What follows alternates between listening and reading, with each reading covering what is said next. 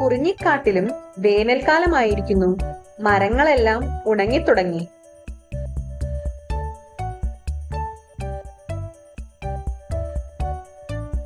മൃഗങ്ങളെല്ലാം കനത്ത ചൂടിൽ എന്ത് ചെയ്യണമെന്നറിയാതെ വിഷമിച്ചു നിന്നു.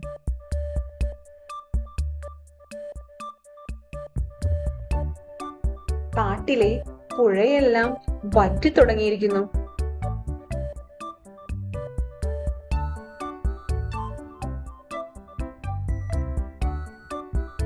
ദാഹം മാറ്റുന്നതിനായി കാട്ടിലെ മൃഗങ്ങളെല്ലാം ഈ പുഴയെയാണ് ആശ്രയിക്കുന്നത്.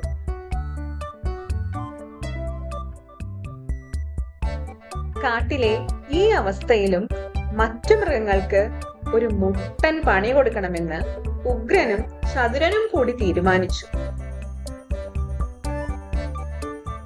അവർ എന്ത് ചെയ്തെന്നോ, കാട്ടിലെ പുഴയ്ക്ക് കുറുകെ കല്ലുകൾ വെച്ച് ഒരു ചെറിയ മതിലുണ്ടാക്കി. അതോടെ വെള്ളത്തിന്റെ ഒഴുക്കും കുറഞ്ഞു.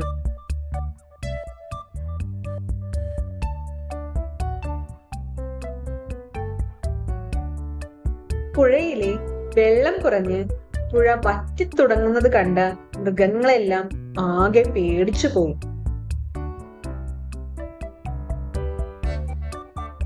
പെട്ടെന്നാണ് പുഴയ്ക്ക് കുറുകെയുള്ള മതിൽ മാളുവിന്റെ ശ്രദ്ധയിൽപ്പെട്ടത്.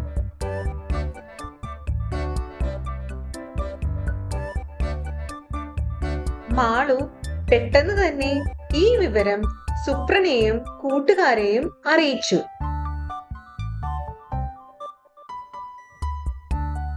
ഉഗ്രനും ചതുരനുമാണ് ഇതിന്റെ പിന്നിലെന്ന് അവർക്കെല്ലാം മനസ്സിലായി.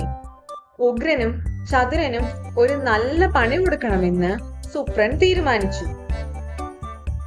സുപ്രൻ ആദ്യം പോയി പുഴയ്ക്ക് കുറുകെ ഉണ്ടായിരുന്ന കല്ലുകളെല്ലാം എടുത്തു കളഞ്ഞു. പിന്നീട് ആ കല്ലുകൾ കൊണ്ട് ഉഗ്രനെയും ചതുരനെയും എറിയാൻ തുടങ്ങി.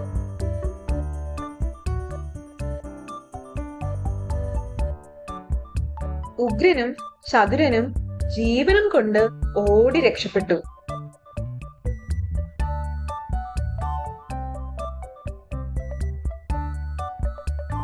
കല്ലുകൾ എടുത്തു മാറ്റിയതോടെ സാധാരണ നിലയ്ക്ക് വെള്ളം ഒഴുകാൻ തുടങ്ങി.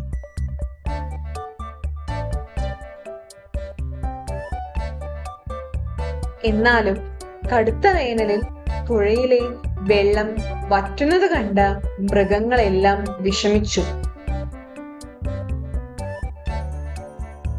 ഇതിന് എന്തെങ്കിലും ഒരു പരിഹാരം ഉണ്ടാക്കണമെന്ന് മൃഗങ്ങളെല്ലാം കൂടി തീരുമാനിച്ചു.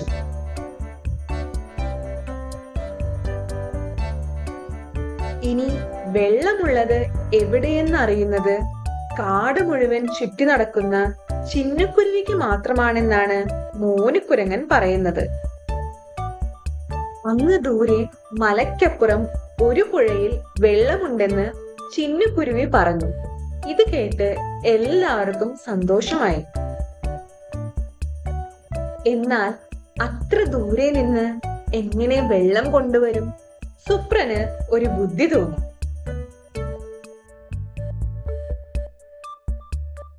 വനദേവത നൽകിയ വരം ഉപയോഗിക്കാൻ സുപ്രൻ തീരുമാനിച്ചു. അവൻ അവന്റെ തുമ്പിക്കൈ നീട്ടാൻ തുടങ്ങി. എന്നിട്ട് തുമ്പിക്കൈ കൊണ്ട് പുഴയിൽ നിന്ന് വെള്ളമെടുത്ത് സുപ്രൻ കൂട്ടുകാർക്ക് കൊടുത്തു.